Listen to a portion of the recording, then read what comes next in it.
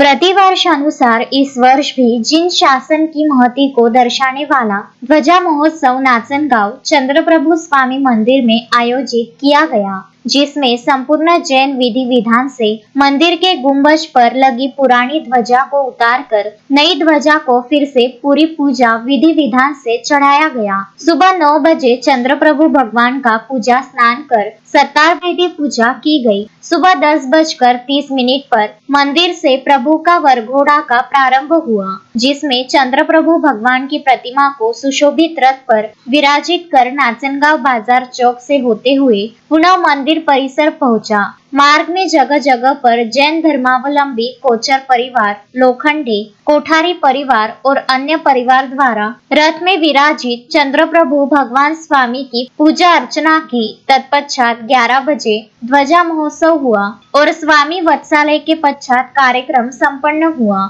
Ashwin Shah, Vidarbha news, Pulgaon. श्रद्धा family shopping में जाएंगे हम सभी, साड़ियों की नई डिजाइन देखो यहीं से लाएंगे।